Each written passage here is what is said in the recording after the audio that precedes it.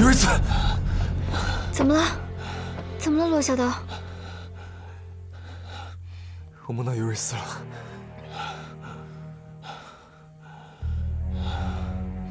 猎豹入境了，他是来找我报仇的。你害怕了？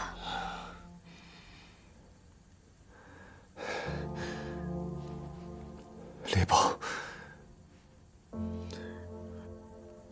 我输给过猎豹2次。他抢走了我最重要的人，我眼睁睁地看着他杀了他们，我没有任何办法。我感觉我什么都做不到。当时，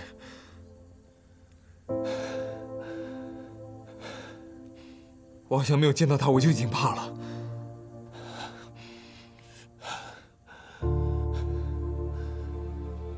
他是我的心魔。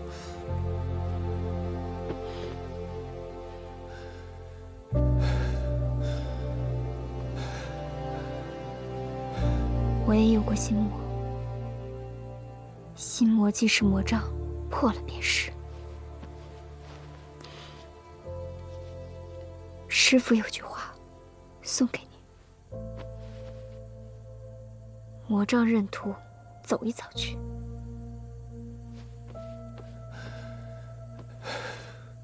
我陪你。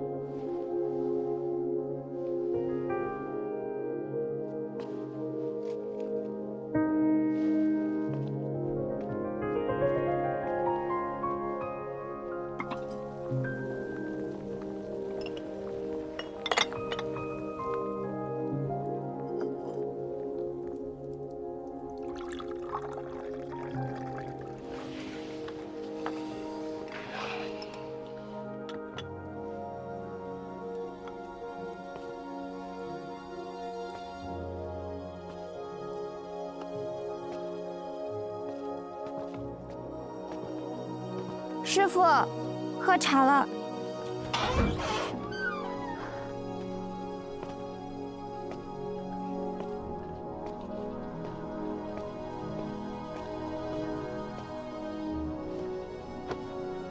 师父，请喝茶。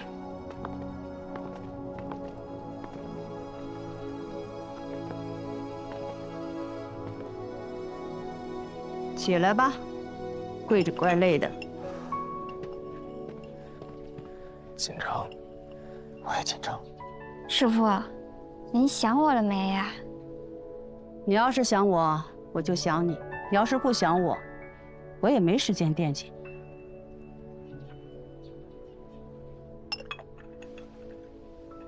听说你这次回来，给我带了个徒孙，是哪位呀？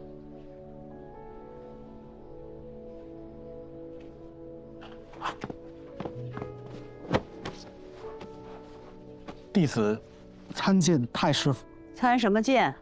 我这儿没这个大礼。他叫曹延华，我收了他做徒弟。但是师傅，您要是觉得不合适的话，就算了。他有什么好处？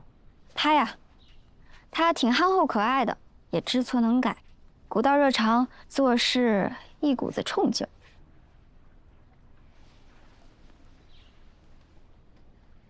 你这辈子做过什么损人害人的事儿吗？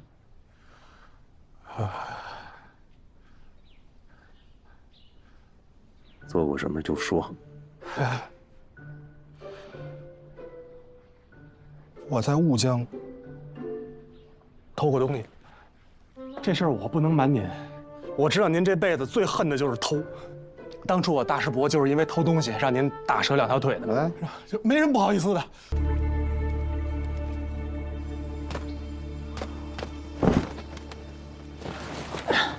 帅。没人，怎么样啊？里面不大，我都检查过了，但是有血迹，应该是野人的。给。那这么说，野人把13000转移了？这下干了！这山这么大，得找到猴年马月去。什么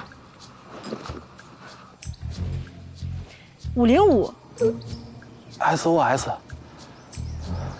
是当时我从上面往下扔的希望石，当时也是苦中作乐，没想到真能找着。这说明什么？只要缘分到了，大海捞针算个屁呀！咱这就找13000去，肯定能找到。我们连夜下山一趟。那啥意思？罗哥，咱可不能找着新捡就撤呀！说好了同进同出的。我不是要丢下13000，现在我们干粮和水都没了，再耗下去，体力只会越来越差。我们补给完再回来。师傅，你跟13000认识时间最长，你咋说？我也建议先下山，因为可能不止一个野人。不可能，我们俩在上面待了好几天了，从始至终就一个野人。怎么不可能？你看到壁画没有啊？看见了。那顶上的壁画呢？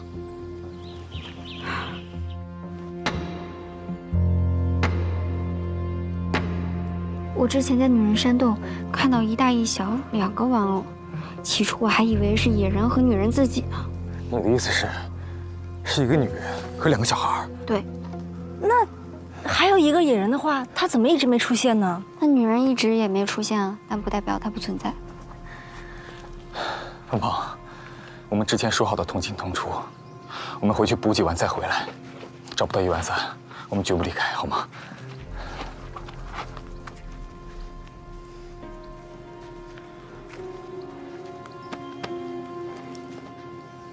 走，走。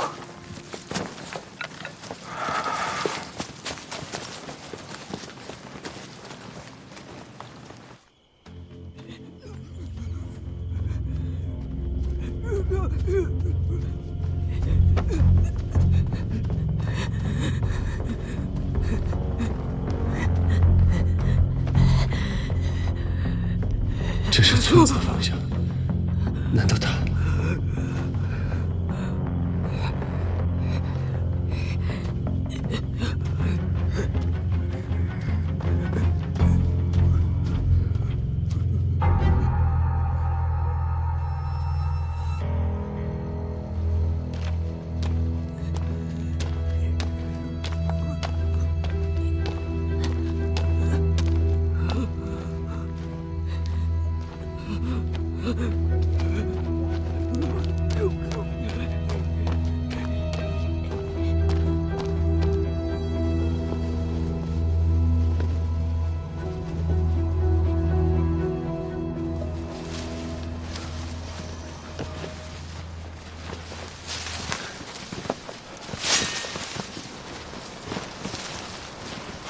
小心！是，啊？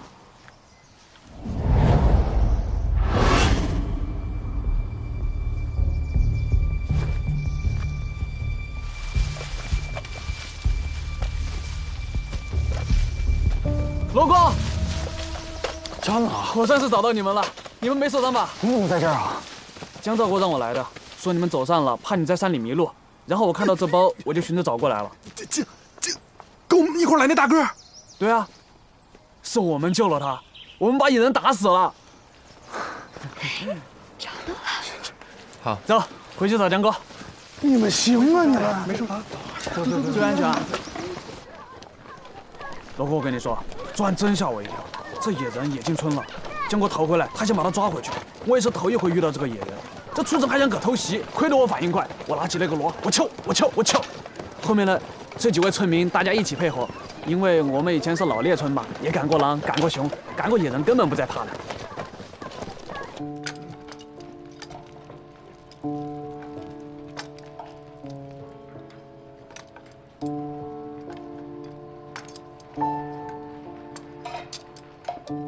13000，33兄。你长得挺厉害，你可以，我瞧瞧。还真全虚全影的回来了。没死，你说咱这命啊，你没死，什么情况？活着不好吗？干嘛跑我点好行不行？你怎么逃出来的？我听张妈说，野人追着你进了村。江兆国是被吓着了，出事之后就一直发呆。不过我觉得没大事，缓缓就好了。搜捕队到村口了，快来看看啊！可能是抓到野人了，我去看看。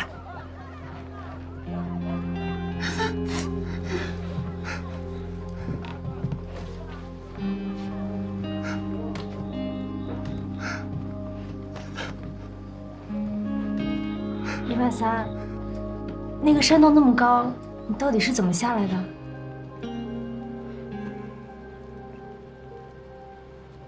不是我是想装死逃命的，但是我也没有想到他会把我送进村里。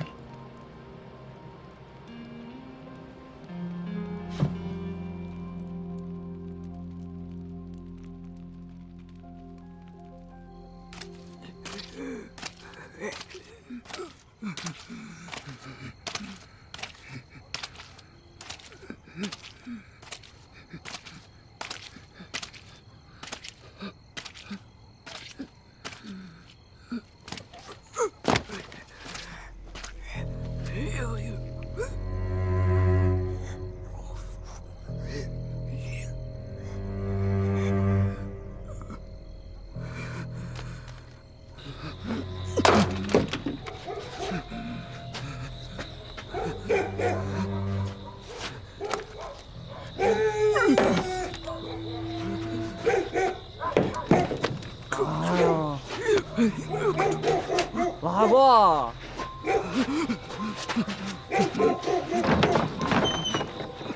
老郭，大晚上了，老郭，江哥，哎，江哥，你回来了，不带他们来？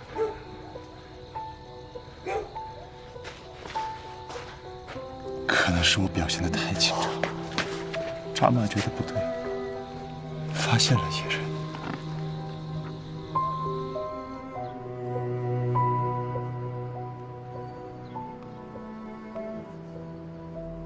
所以野人砸窗户是找人出来救你，是吗？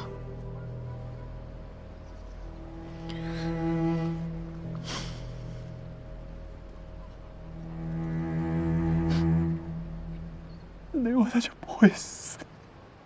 哎，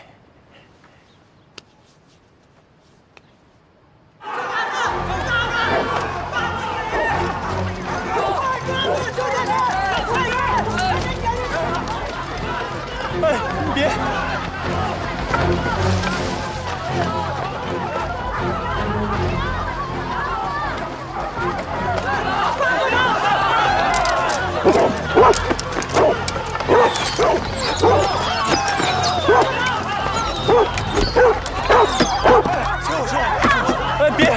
哎，别！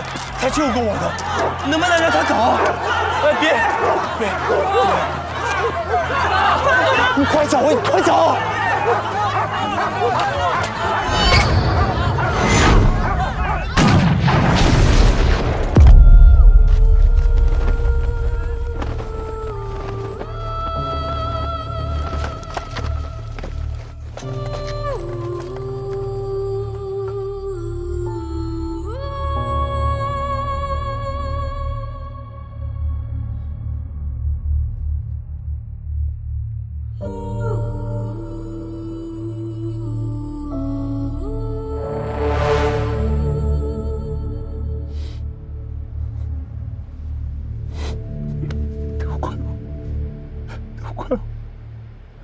没我他就不会死，怪我。野人只是掉到悬崖下面去了，是吧？未见得死了。对啊，野人他伤了腿，还能在峭壁上爬上爬下呢。他只是掉下山崖而已，说不定中途抓住了什么。你别太担心了。对，我看电视剧里，人摔下悬崖都没事呢，更何况是野人。余万三，一人的能力，生还几率远超常人。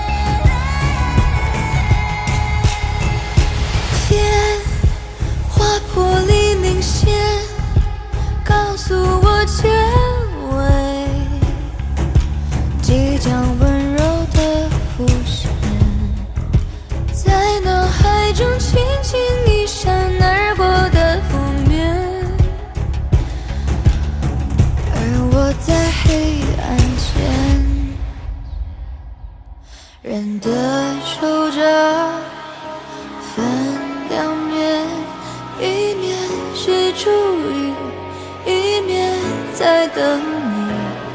这场游戏始终没结局，带着走过的痕迹。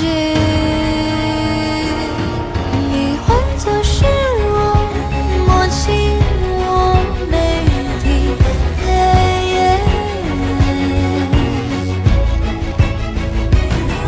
我变成是你，感受你每一个呼吸，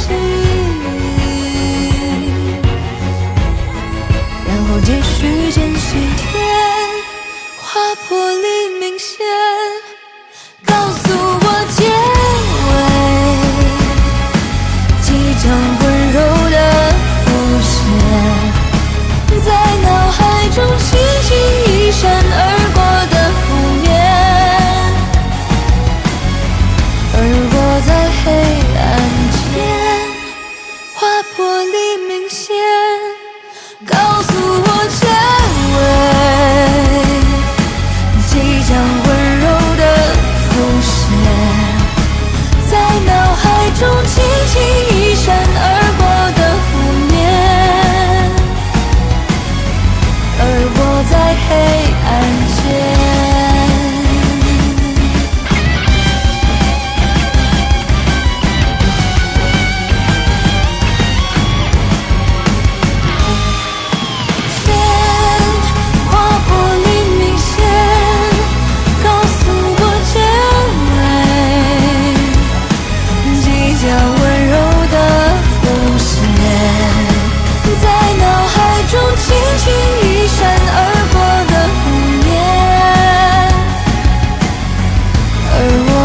黑暗间，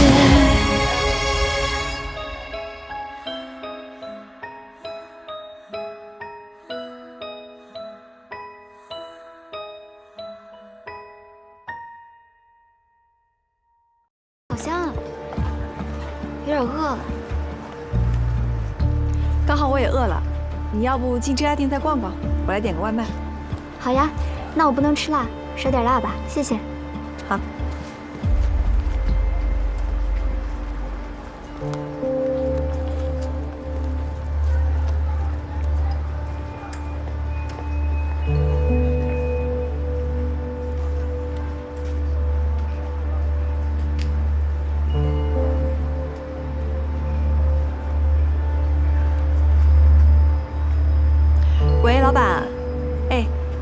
份订单是我下的，麻烦您帮我种了。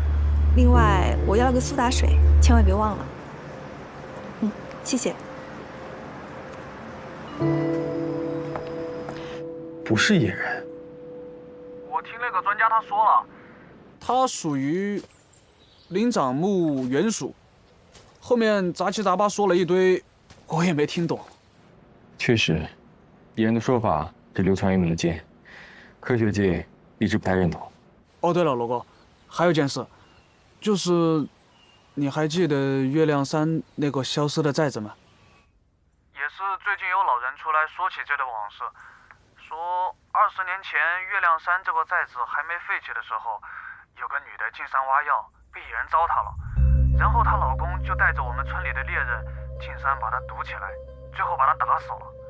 可是后来有人发现这女的总往山里跑，而且还跟一个小野人待在一起，这一来二去连人就传开了，很多人都说这个小野人就是她和这个野人生的崽。不可能啊，野人属于人类，不能跟人生孩子的。当时的月亮寨已经有整体的搬迁计划，那个女的老公让她一走了之，别管那个孽畜。可谁知这女的却抛家弃女，就再也没回来过。这个事情的真实性有待考证。还有，这个女人不回来，你们有没有想过，她是出了什么意外回不来了？那我再打听打听。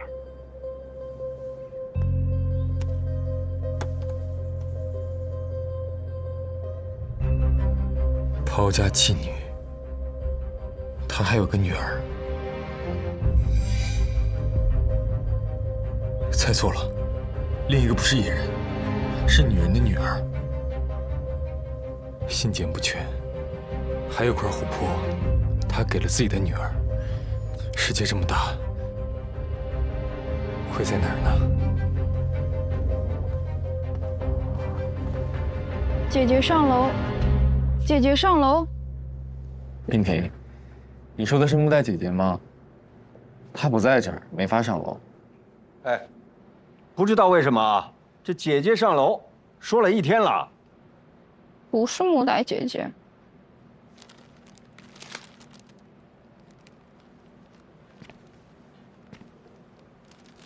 冰婷，你是说姐姐上过楼是吗？是那个姐姐。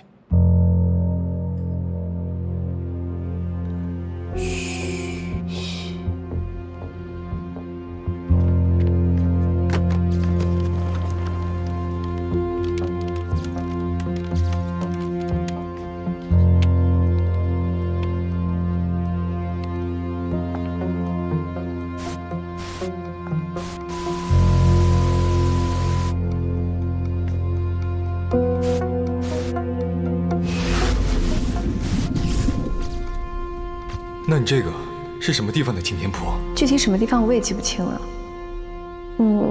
反正是多雨的地方。莲树，要是没事的话，我就先走了。明天还约了郑博去看样品。那明天我去看抢样吧，我也是凤凰楼的股东，也该干活。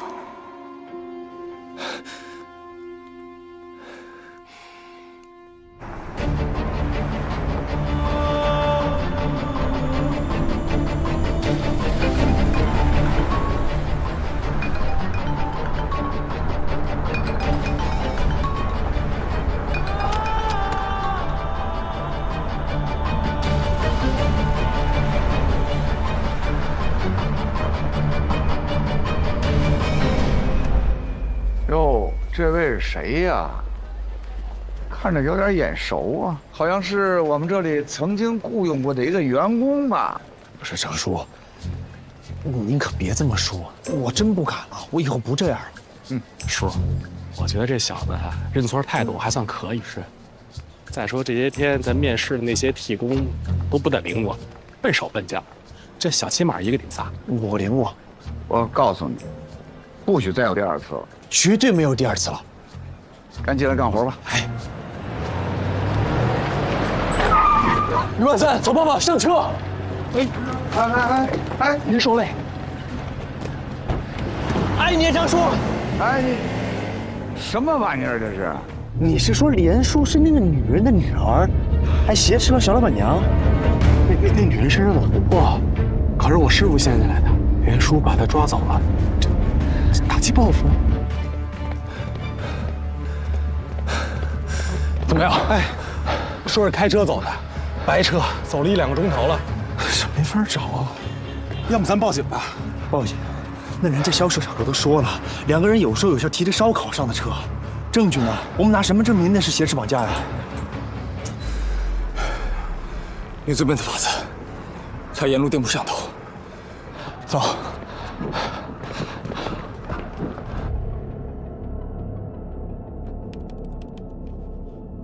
这儿。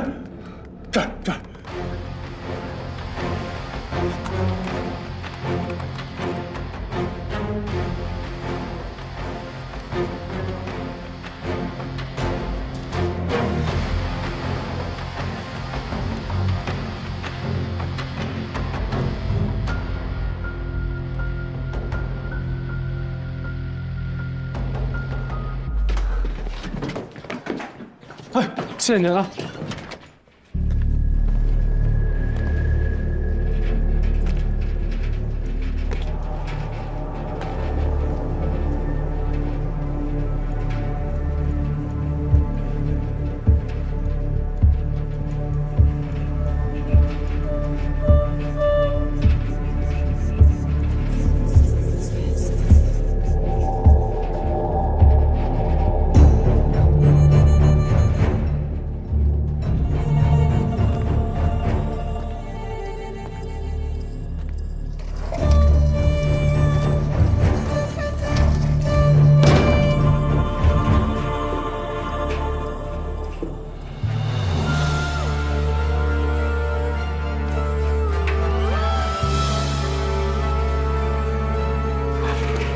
干什么？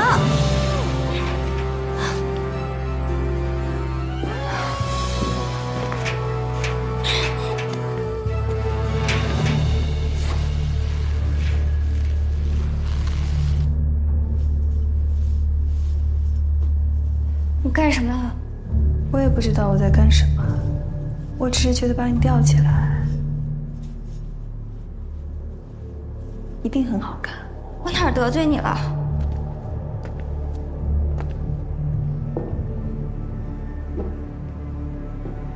你没有得罪我。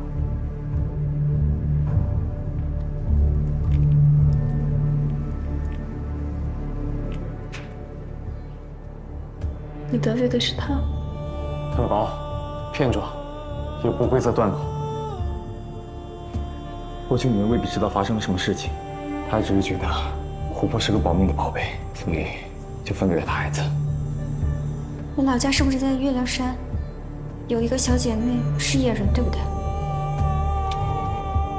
那种又脏又臭的小畜生。我的姐妹，她配吗？可是你妈妈一直在照顾她。那是我妈，她疯了。她隔三差五的就往山里跑，给野人养崽子。村里把话说的这么难听，说她生了野人的种，她也不管。可我呢？我阿爸呢？我们不要脸的吗？可是你妈妈照顾她总是有原因的吧？原因？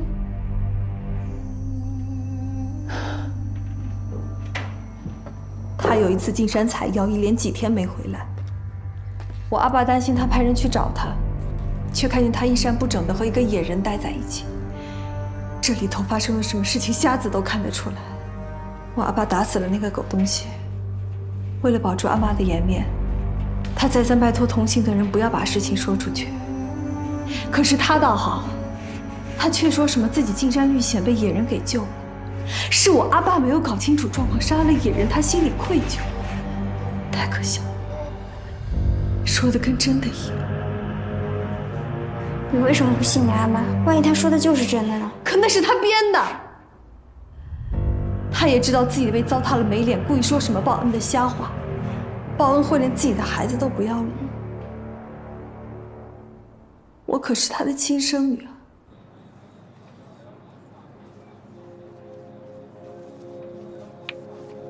阿妈，这块琥珀真好看，你看它的颜色像不像蜂蜜啊？像。甜甜蜜蜜，保吉祥安康。等你长大以后啊，阿妈把它送给你，好吗？好。你乖。他为了那个丑东西，连我都不要。你就没有想过，也许是你妈妈遇害，再也回不来了呢？再也回不来了。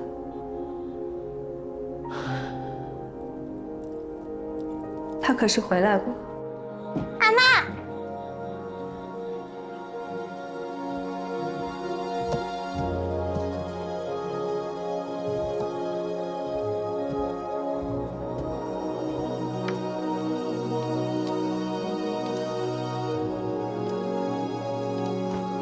他把琥珀留给了那个小畜生，却留了这么个丑东西给我。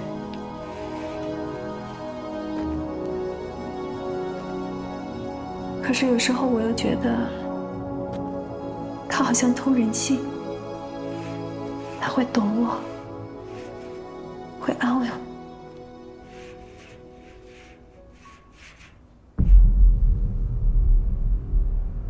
和你说这么多也是浪费时间。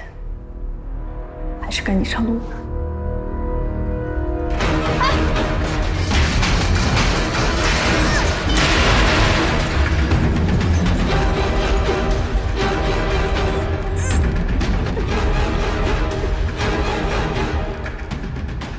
或者你把8年前的事情和这位罗先生简单说一下。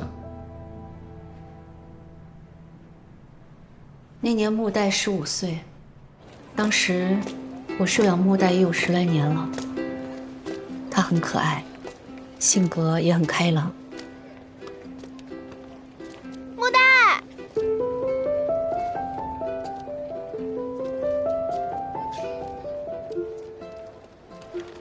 你的，谢谢。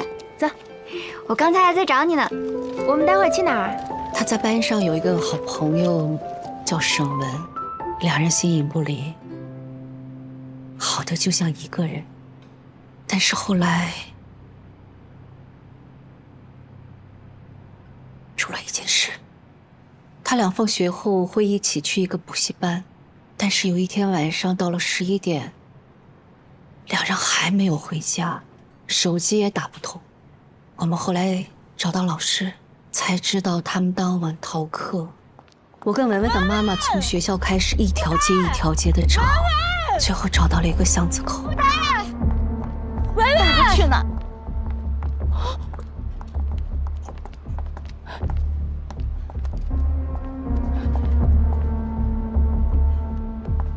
穆代的手机。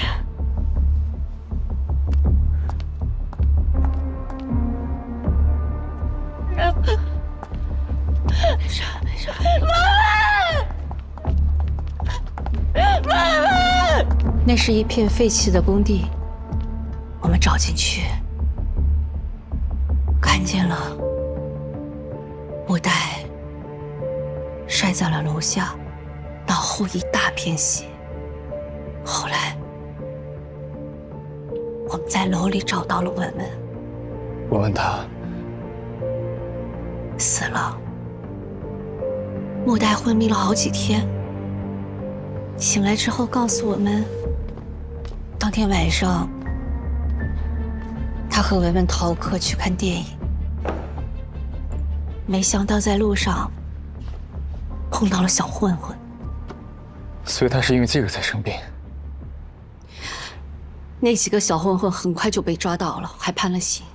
可是沈家的人失去了孩子，那种痛苦无处释放，所以他们就把错归咎于穆代。文文是班里的尖子生，一向乖巧听话，沈家一直认定是穆代怂恿文文逃的课。要不是你带着他出去，能发生这种事吗？再加上有人说，其实文文可以逃掉的，是为了救穆代才折回去。你给我妹妹跪下！跪下！跪下！跪下！跪下！跪下！跪下！别乱带孩子，再后来，我替他，大家都不去指责那些流氓，都冲着穆代来。别！凭什么？穆代当时撞伤了头，对那件事情记忆非常模糊。沈家的人来质问，他根本没法辩解，那等于就是默认了。那你当时作为唯一能够保护他的人，你也没为他辩解吗？辩解？你让我怎么辩解？人家都失去了孩子，穆代好歹是活下来了。我也劝穆代忍一忍，忍一忍，忍一忍就过去了。但是直到那一次，穆代，没事啊，没事了啊。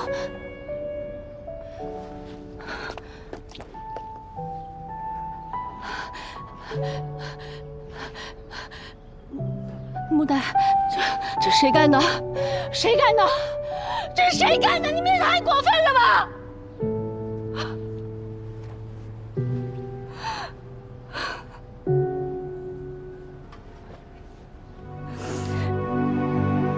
穆代，后羿不好，后羿。我还是死了比较好吧。别这么说，没事儿，穆代，有后羿在，后羿保护你。直到那个时候，我才意识到，穆代精神上出了问题，他变得越来越沉默，跟谁都不太交流。整夜的失眠，我觉得不能再这么下去了，就带着他搬了家，开始到处求医。就是从那时候，我认识了何医生。8年了，何医生一直在跟进这个病例。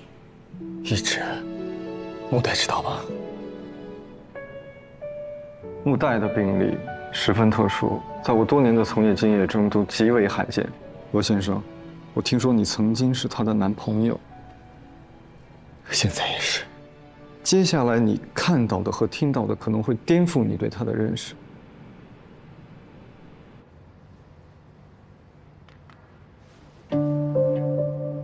当年我建议霍女士留意穆代的日常行为，最好可以在她不知情的情况下拍摄一些视频。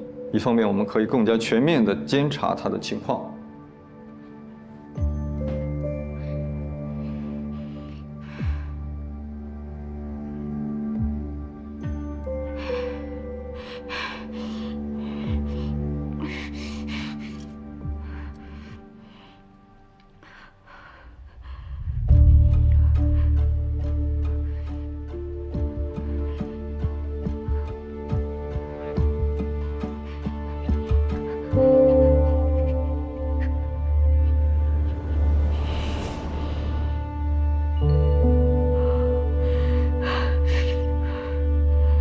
什么事儿？这是……又不是你杀的人，你也差点死了。好不容易捡回半条命，还要赔进去，哭什么哭？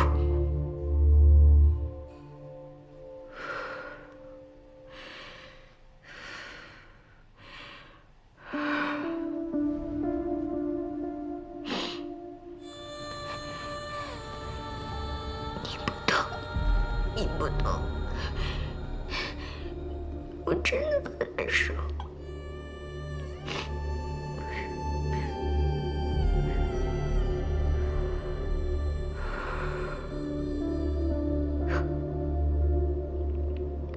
你难受？你难受什么？是你杀的人吗？可是我真的很难受，我很想去死，我很想很想很想。这是我的身体，我的。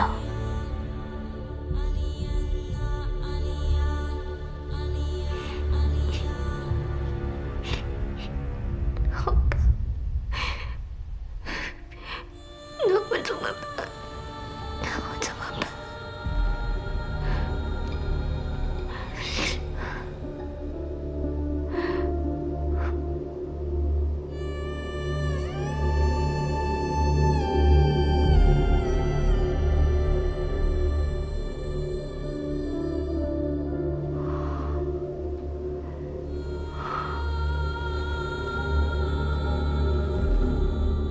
那就这样吧。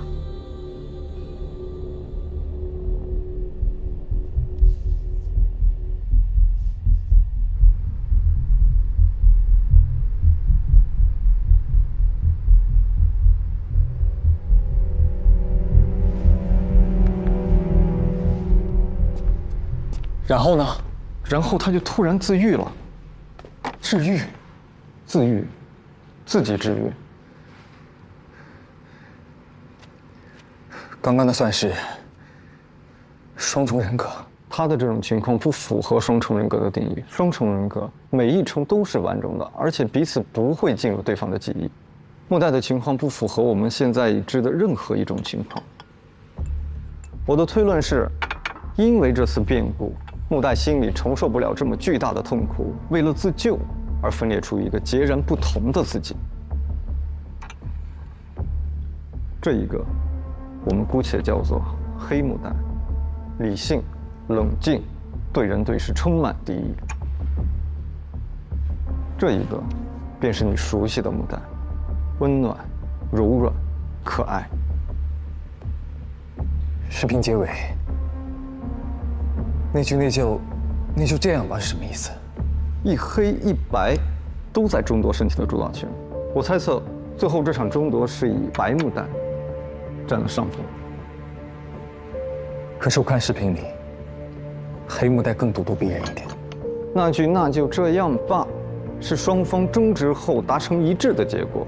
因为人终究是社会性的，白木代的这种性格更容易被社会和大众所接受，而黑木代选择让出主导权，沉默。除非身体在遇到极度危险和痛苦的情况下，才会因为自救而再度觉醒。而且白木代似乎并不知道黑木代的存在，因为这远远超出了他身体的承受值。而现在，他回来了。我不想听你们长篇大论，我现在只想见木代。这个路吧。三兄，13000，33。这怎么了？你这一惊一乍的，这影响我对艺术的创作了。别创作了，出事儿了！我又看着幻象了。幻想？又开始幻想了。过程是这样的，今天中午我吃的特别好，于是呢，我就想给那个花圃松土，锻炼锻炼身体。我一撇削下去，你猜我发现了什么？什么？一个洞。那我一铲子下去，我还能发现个洞呢？哎，这不是普通的洞啊，它是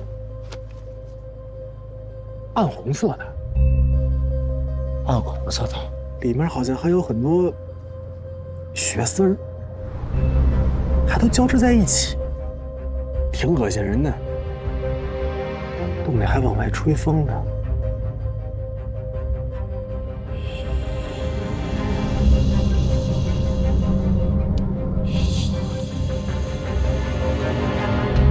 别虚了！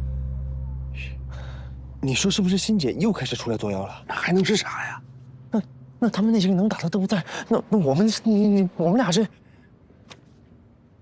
小罗哥也真是的，光说找着小师傅了，也不具体说说他什么情况。要不趁这个机会，咱们给他打个电话，问问情况，也同步一下咱的信息。对。情况就是这么个情况。知道了，你们保持警惕。我这头完事了，我就回去了。哎，罗润，那个小老板娘没事吧？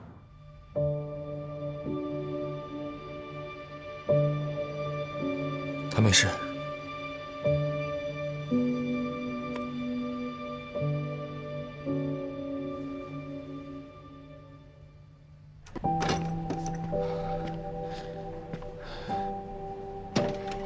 那，擦擦吧。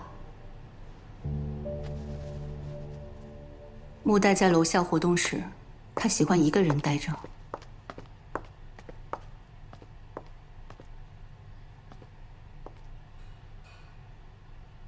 你待会儿见到木代，要做好思想准备。他很不一样吗？你自己看就知道了。他有提到过我吗？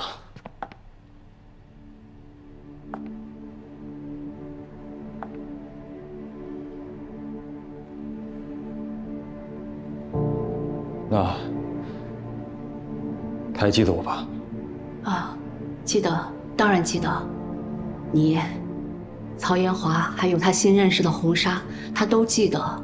你别忘了，黑木袋是可以进入白木袋的记忆，只不过感情上会有一些不一样。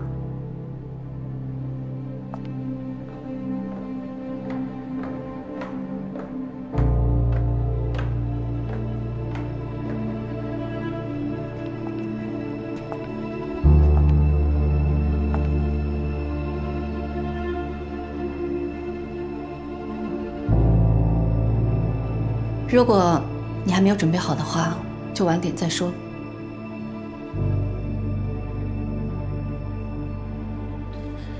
我准备好了。